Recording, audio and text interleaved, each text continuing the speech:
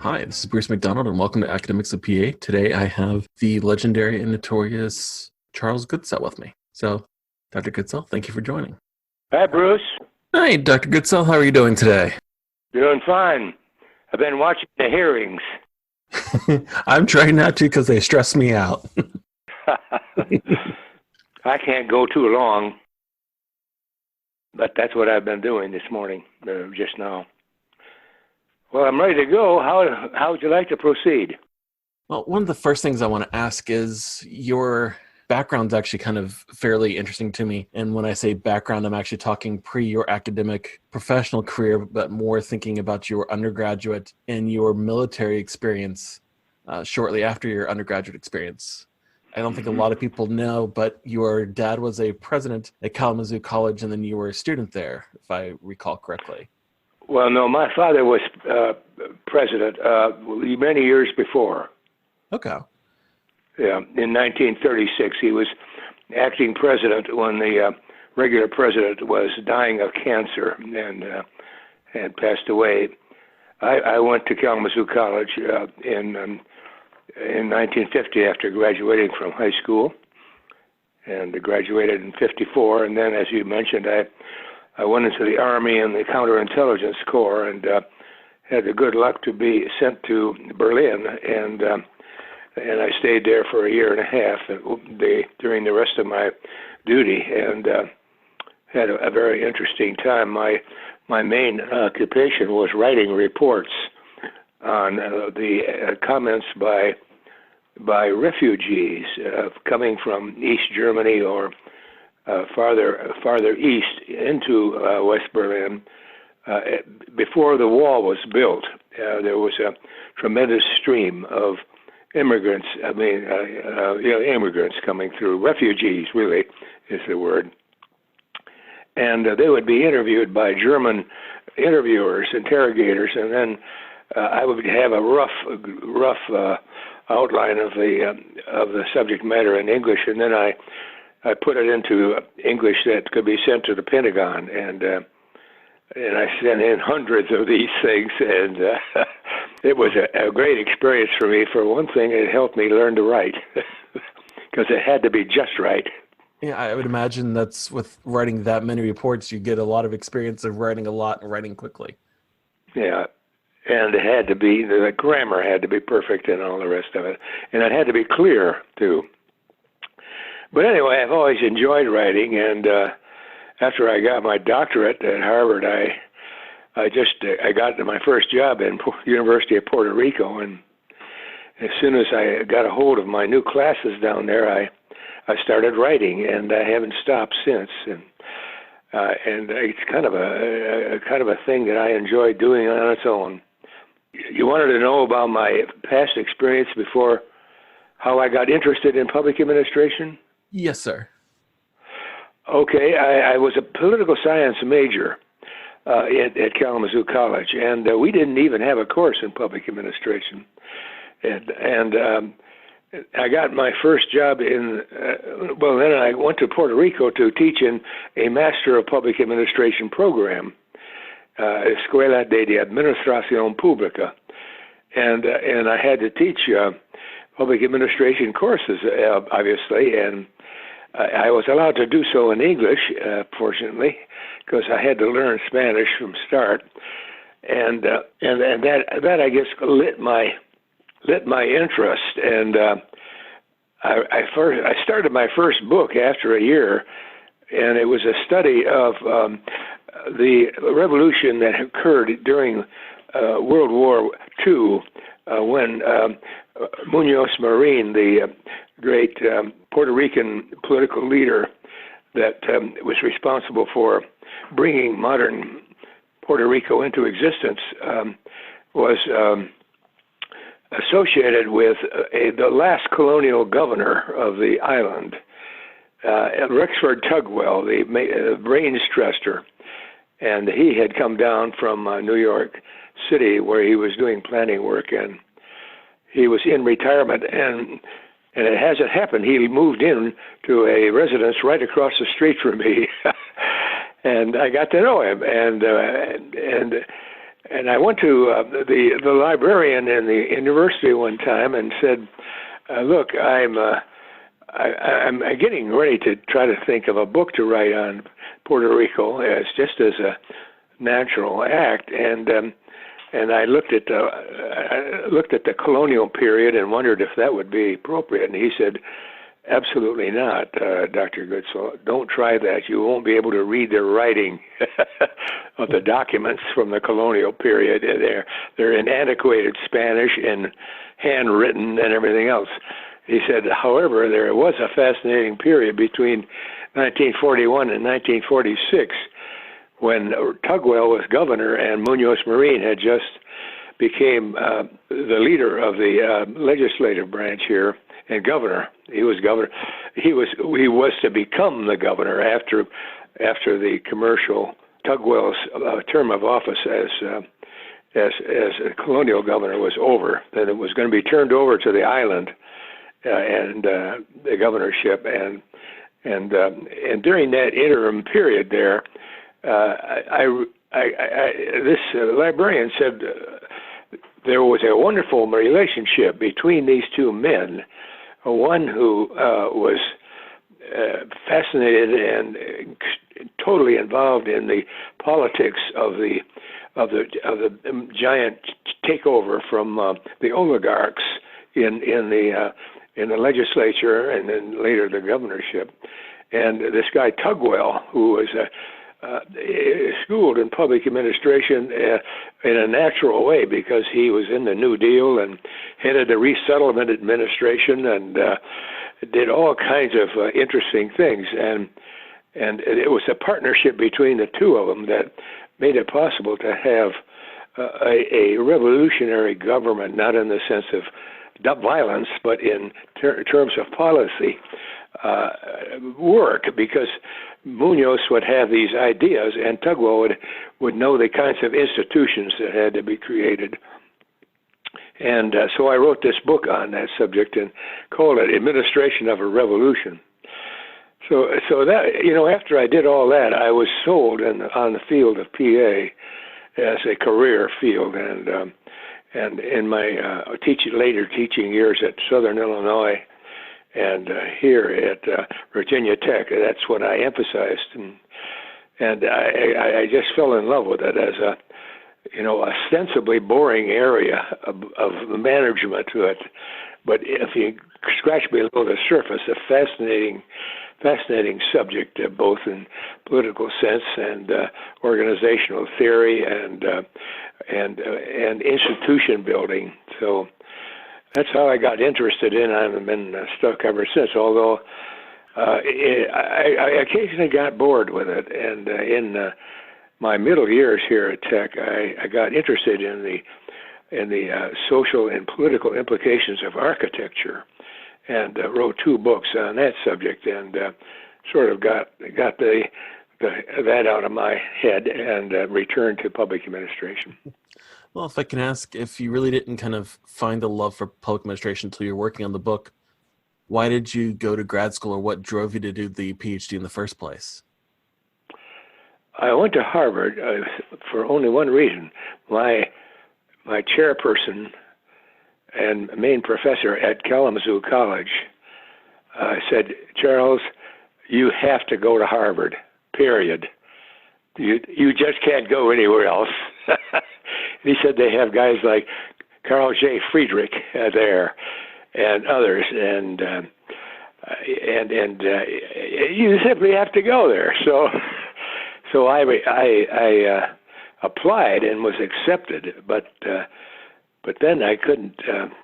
I decided I wanted to go somewhere else before going to graduate school, so I enlisted in the Army and went to Berlin. Then came back, and Harvard accepted my previous acceptance, and I got a fellowship from my own college, and so I spent 4.5 years in Cambridge, and they were tremendous years in terms of molding me and allowing me to grow and giving me opportunity. I'll tell you a secret. You can keep this in the tape if you want to. when I got there, the work seemed to be so overpoweringly hard and advanced and sophisticated that I thought, wow, I'm never going to make this. So my immediate goal became, I'm going to flunk out in dignity. Yeah. But if I could flunk out in dignity, that's good enough. But as things went on, I got confident and into the courses and making contacts and getting encouragement from the faculty and had a great time with it. Now, you had V.O. Key as your dissertation chair, is that correct?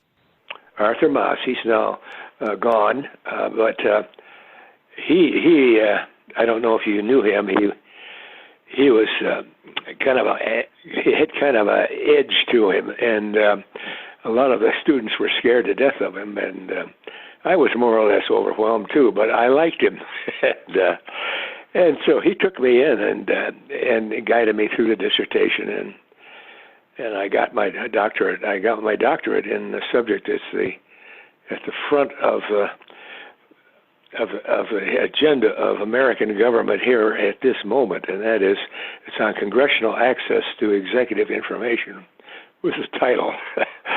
And I wrote a dissertation on that. And so that makes I never published it, though. That makes the hearings going on today for the impeachment particularly interesting for you then. Yeah, that's so much of the struggle is on that issue.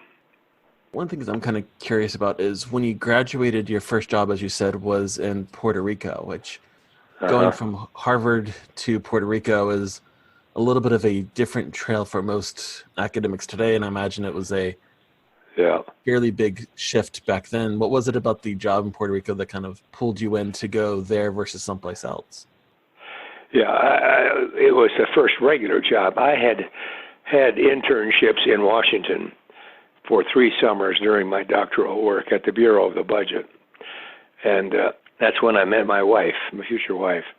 But you're right, it was a huge jump. I didn't have any other job offers. I finished mid-year the dissertation, and I didn't have any other offers and in front of me. And this man, and I got a call from the dean of the public administration school at Harvard, and he said there's a man here from Puerto Rico that would like to interview somebody for a job, and so I went over there, and this man took me to a downtown Boston hotel and showed me all kinds of literature and so on, and convinced me that I would have an interesting experience going down there. And so I said, okay, I'll do it. And I talked to my wife. I said, I've got a job in Puerto Rico. She said, great.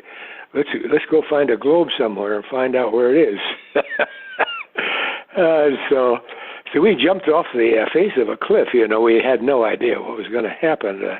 But it turned out to be a really wonderful experience of cross-cultural experience and learning Spanish, and I got very interested in Latin politics and public administration and the whole kind of culture in that area. And I went back and wrote a book on Peru because of my interest that had been aroused in Latin America.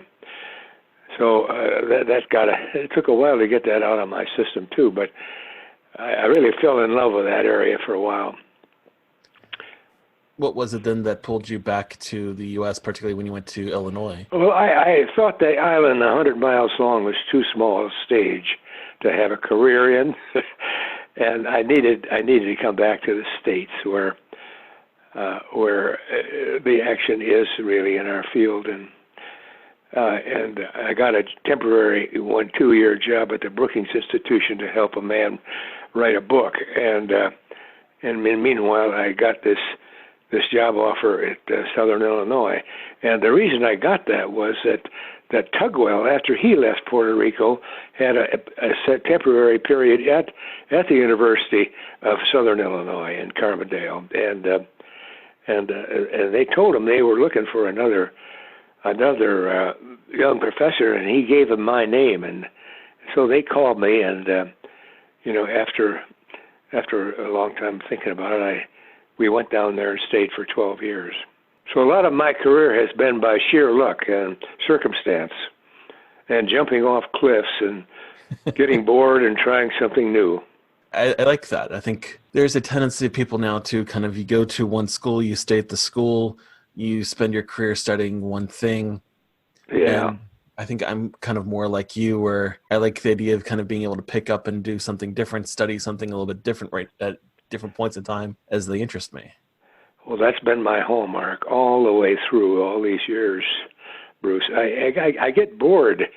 If I've done a study of something and did my best, after I finish that, I'm don't interested in doing that again. I want to move on to some other area because I enjoy so much learning from the process of scholarship, personal learning. Right. And that's the kind of thing that I enjoyed.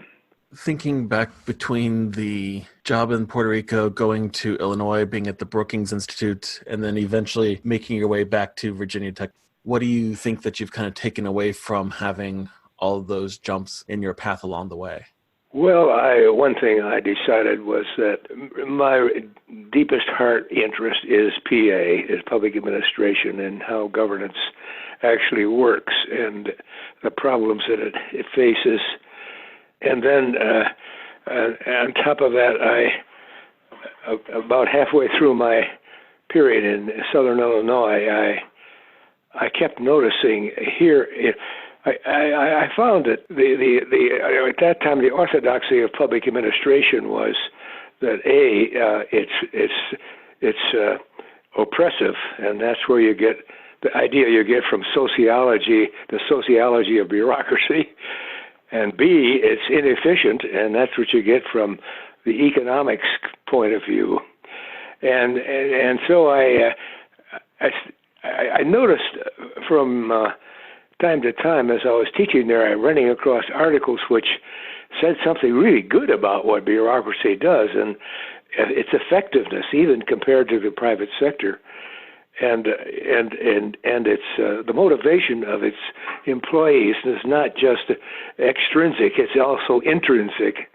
And then it suddenly hit me that, by gosh, I ought to pull all of these threads of positive reports together, and I went to a meeting, a conference down in Tennessee, and one time, and I was walking through the book area, and this man sitting alone and behind a book desk said, "Hey, who are you?" And I told him, and he said, "You got any book ideas?" And I said, "Yeah, I have one. I want to write a book on the positive aspects of bureaucracy." And he said, "Oh, you mean the case for bureaucracy?"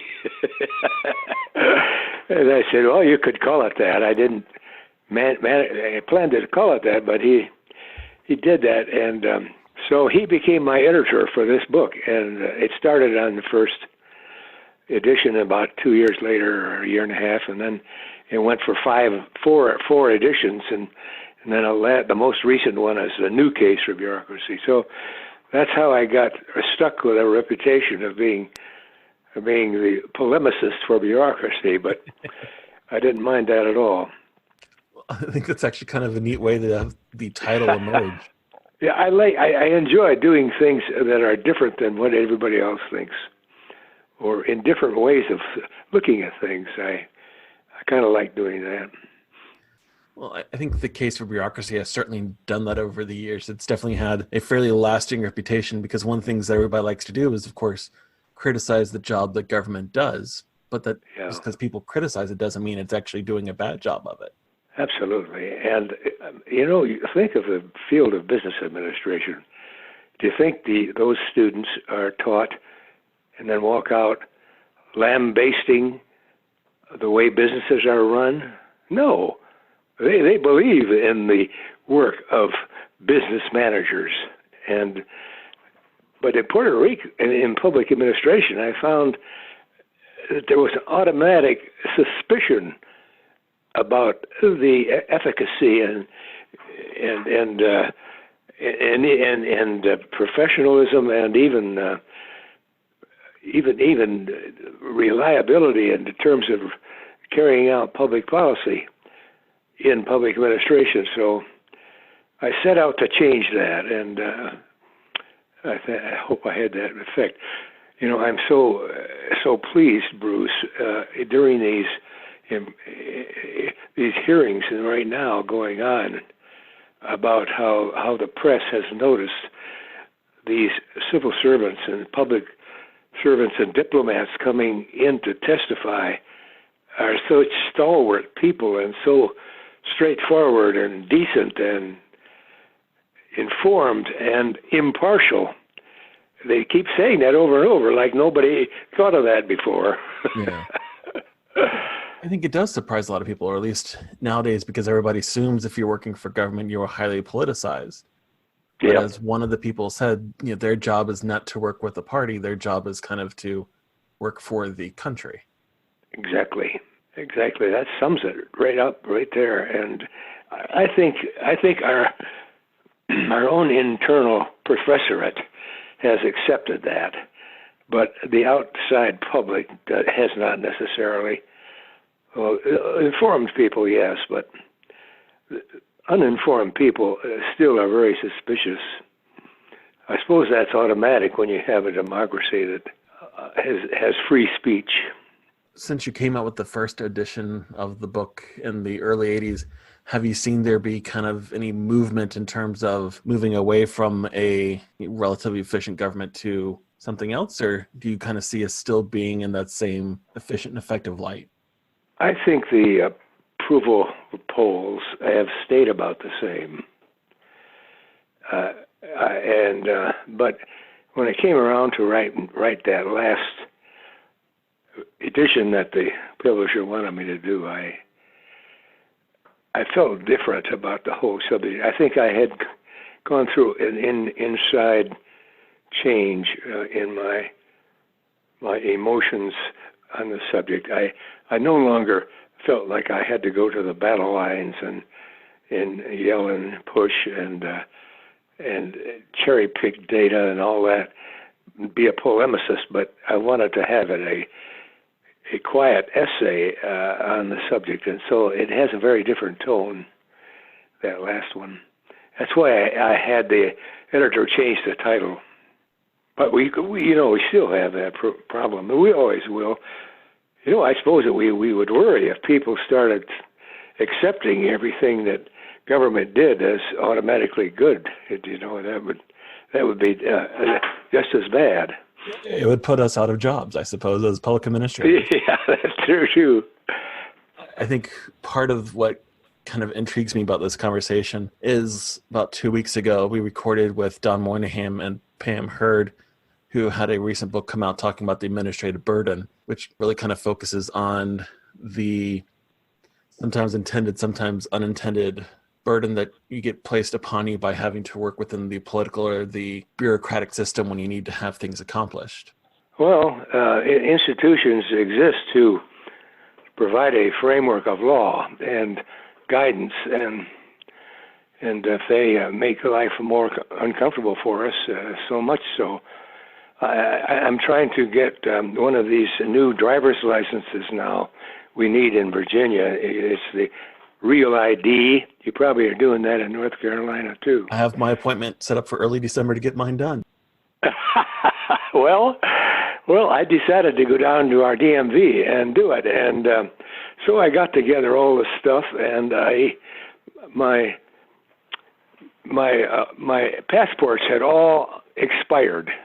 So I had to have my birth certificate, and so I went into the deposit vault in my bank and pulled out a certificate that said the birth of Charles Goodsell and so on and so on, and I took it in, and they looked at it and they said, He said, "This is a hospital document. This is not a state document."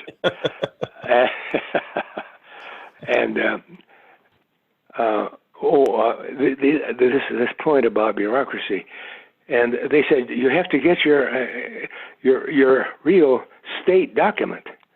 And so I went back to the deposit box and rustled through it, and I found another document. It was from the state of Michigan, the official document, and it says a birth registration certificate. So I said, that's what I need. So I went back there and showed it to them, and they looked at it and said, Mr. Goodsell, that is not a birth certificate. That's a registration certificate. And they said, you gotta get the birth certificate. So what they did, they gave me a list of phone numbers to call. And so I went home and called them and talked to the people in Lansing, and they said, okay, we'll get you one just in a few days and send in a fee. So bureaucracy has its point. It's got rules it has to accept, many of which are set in statute. And they can't go about bypassing the rules unless it's something really essential, absolutely essential. What I kind of found entertaining, because you and I had originally scheduled for last week, and when we were talking about rescheduling, and you said that you had missed because you were at the DMV, first thing I did was start laughing, because when everybody talks about inefficient government, almost everybody talks about that being the DMV, which in the context of your book kind of made me chuckle a little bit. Uh-huh. Well, some DMVs are very crowded, and ours is pretty heavily used, but they have some excellent systems here to keep people moving through, and they have enough clerks. In fact, there was a Republican governor a few years ago who had a man come in to improve the DMVs of the state, and he did a beautiful job. I hate to admit that a Republican could do a good job, but he did a wonderful job. So bureaucracy can improve, and the thing we have to do is accept the need to keep it constantly improving. It's never acceptable in a sense of perfect, and things change, and it must also be constantly improved. And I have a you might call it a rhetorical difference with most people in the field of our dear subject, and that is, it's constantly saying we have to have reform the federal personnel system, reform this and reform that. And I tell them that what we have to do is proceed from what's been done and make that better, improve, don't reform it. Right. If you walked home and told your wife, I think our marriage should be reformed, she's going to kick you out of the house. I don't think that would go well. You say, let's talk about how making things better. Out of curiosity, in terms of thinking about your own experience and the discussion and work about bureaucracy that you've done for new academics or for PhD students or even MPA students, how do you kind of see their capacity or their options, or what advice would you give them to kind of go off and think about how to revise and improve upon what government actually does? I know that's a large question. I'm not sure I worded it very good, but yeah, well, I'll explore a few ideas with you.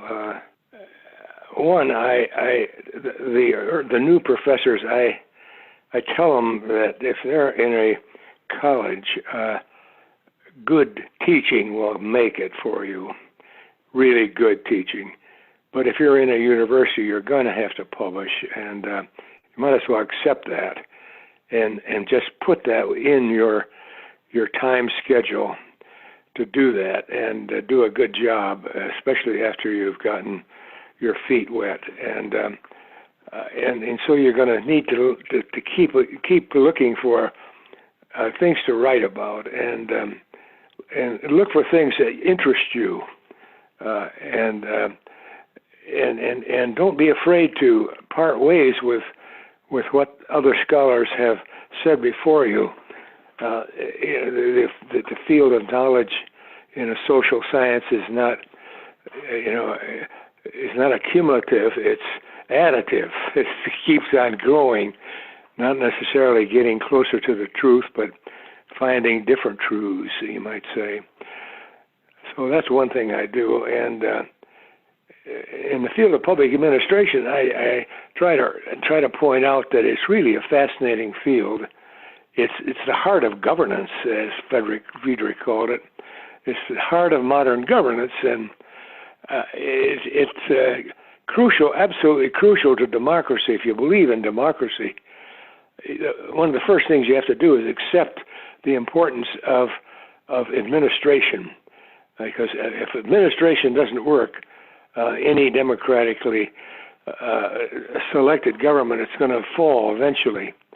And so I try to put in there a concept of the field has an inherent responsibility for integrity and living up to its assignments. And so it's a field of moral importance, in my view, moral importance as well as practical importance. And I try to instill people in thinking that way if they are amenable to it, and I like them to explore the literatures widely, and so they can really taste what's out there and what gaps there might be that you could try to fill somehow or add to. I urge them to do practical things like anytime you got an idea, get a file folder and write a note and put it in there and keep it. And just keep that file of ideas available so if later on you're looking for something, you can go back to how you thought before. And I also suggest that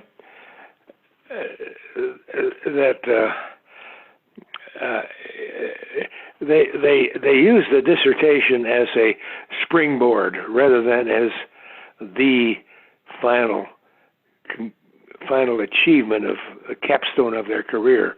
It's just a springboard, and get it done, do it well, get your degree, but then you can look around. You're free to look around and try other things and publish not only book length but also articles. And when you do the latter, look for publishers that carry the kind of article you want to write, so you can have it reviewed by sympathetic ears, a sympathetic view, and that's kind of subject matter or methodology. And another one of my things I harp on is, speaking of methodology, that the pendulum always is swinging between quantitative and qualitative, and at any given moment that's going to be still in motion, but there's room for every conceivable kind of methodology to be done and done well. Like for instance, I got interested in unobtrusive observation and did 2 or 3 things in that realm, and it was really fun to do. So those are some of the things I try to get across. One of the things you had mentioned was focus on research that interests you. I know you've done some stuff since you've retired, but are there kind of lingering questions that still interest you that you haven't had the time or necessarily the energy to get out and do, but still questions that you think are important that need to be addressed? Yeah, I've kept writing since I retired in 2002 and going full blast. And one thing I did was to finish that 5th edition for the case for bureaucracy. And then I got interested in the thought of writing some articles that I thought would point out how we are, as a discipline, we aren't beholden to sociology and psychology and political science and economics. we have now our own mature collection of ideas and methods and questions that we can stand on our own 2 feet, and we don't have to constantly depend on these other disciplines to be respectable. So I did that, and then I got a crazy idea that I have been doing qualitative work on various institutional subjects. Like I wrote a book on outstanding agencies that I ran into, and it's called Mission Mystique. And that in that case, the unit of analysis was the organization, the institution.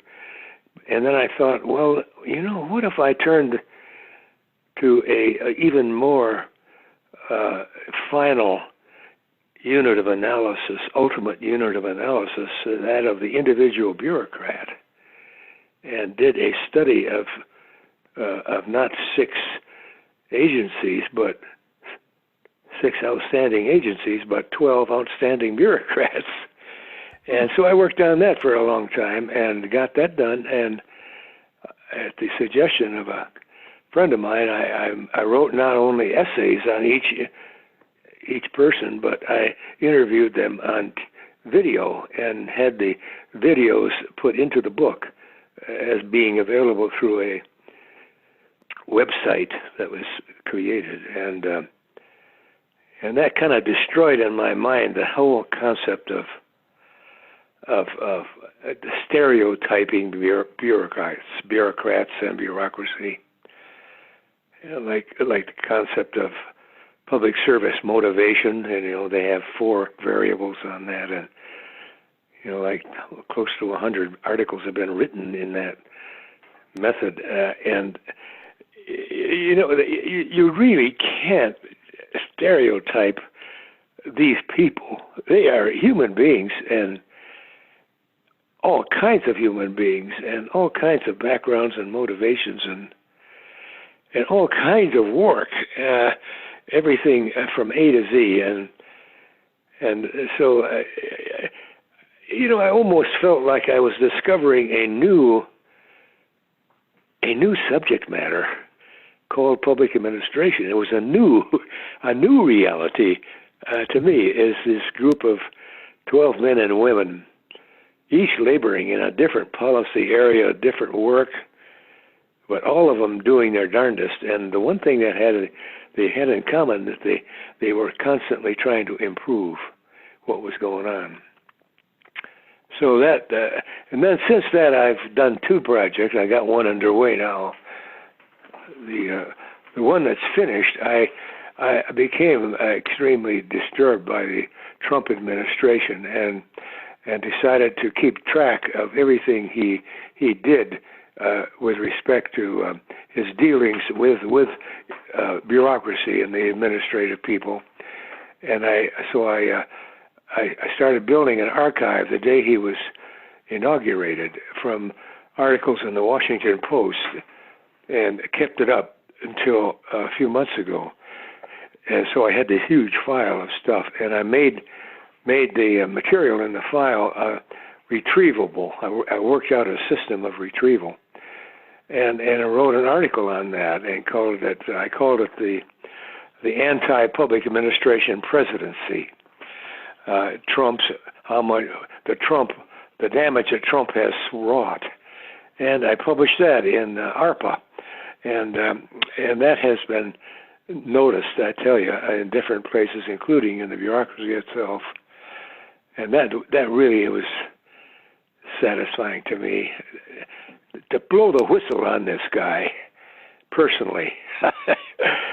So I got that out of my system. Now I'm doing something really, really different. I found in an antique store a great big book, an inch thick, what it was is the program document for the 1936 Democratic Convention in Philadelphia in July of 1936. And in it, I found that all of the major administrators, Harold Ian Ickes and Harry Hopkins and everybody else, had been told to write an article describing what they had done since 1933, March 4th, 1933, up to the present, and that would be the mid 1936, and it's been a treasure trove, Bruce, of detailed description of the formation of ideas and the complications of carrying out all of the ideas of the early New Deal. The spread, the scope of their actions is just breathtaking, absolutely breathtaking. Yeah, and so I'm describing all of that, and I'm gonna call it the early New Deal bureaucracy : an inspiration for tomorrow ? In other words, the spirit and forcefulness and creativity and imagination of these men and women, including Frances Perkins. She was one of them, a woman at that time, in dealing with all of these social and economic problems that was, or in the Great Depression that caused by it. How they attacked all of this stuff is to me an inspiration for what we can do after Trump, and especially if we get Democratic control of the Senate and get a good new president and start over again, building a great America, and not that there would be exact items to copy them in any sense, but the ideas and the sense of purpose and the degree of toleration of experimentation and exploratory work in new ways of doing things, without many limits almost on what you can do. It was an explosion of innovation that 3 years, absolutely, from the public administration standpoint. So just from the history standpoint, I think it's worth having in our field available for new people coming in. But the policymakers and politicians might even take inspiration from that. So I'm over halfway done with it. That right now, so I've got to finish that one. I think there's a couple things about that that's interesting. One, I think, nowadays people don't necessarily know what all of government actually does. They know that government's out there doing things, but they don't necessarily see all that. And so having some kind of list or reporting of what people have to say, that here's what I've done the last couple of years, I think people can relate to that. Yeah, people just skip over the details when they survey the course of history and their read on what's going on in public affairs. Most of the attention is on the headlines and on the big political blow-ups and elections and passages of statutes.